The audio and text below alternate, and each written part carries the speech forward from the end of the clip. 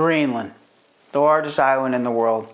Covered in ice, home to just 56,000 people, and the United States has wanted it for well over a century. Sounds like a joke, right? Not to President Trump. He's back, and so is his interest in Greenland. But why, and why now? The answer's simple. Greenland isn't just a chunk of frozen rock, it's a strategic gold mine. Before we dig in, take a second to like and subscribe to the channel. It helps us bring you more hard-hitting geopolitical analysis. Trump's Greenland offer in 2019 was dismissed as a joke. But was it? Now in 2025, he's talking about it again, and suddenly, nobody's laughing.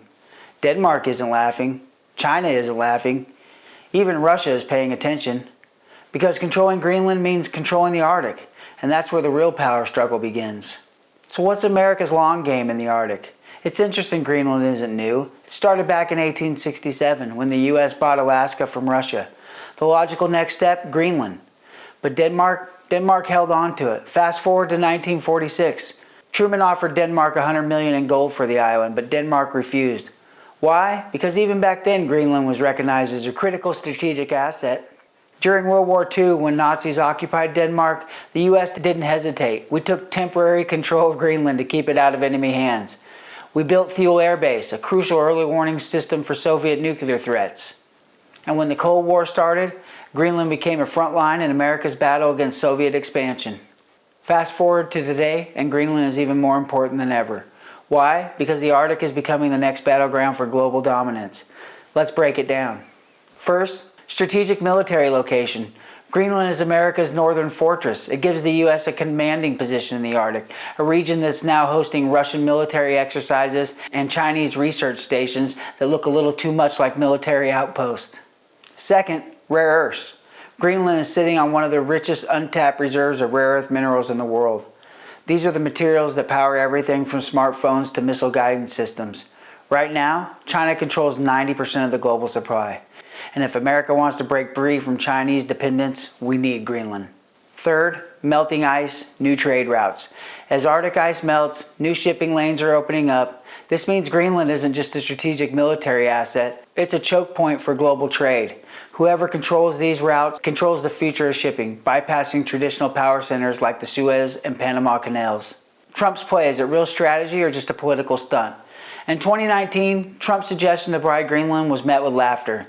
But now, in 2025, Greenland is back in the headlines. Trump's reasoning? The U.S. should never pass up a good deal, he says. But is this about real estate or something bigger?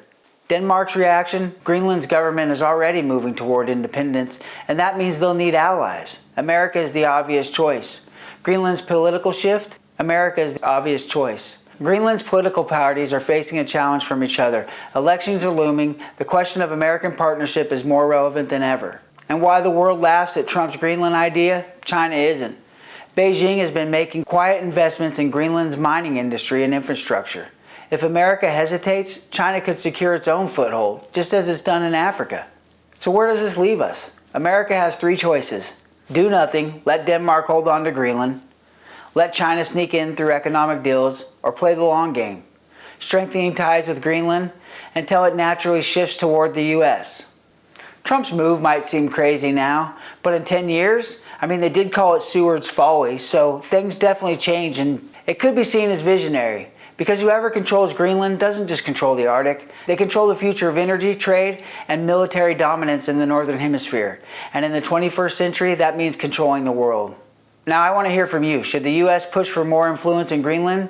Is Trump onto something? Or is this just another political distraction? Let me know in the comments. And if you found this breakdown useful, don't forget to like, subscribe, and turn on notifications for more hard-hitting geopolitical analysis. But Greenland is just one piece of the puzzle. Russia and China are making their moves, and the U.S. may already be falling behind.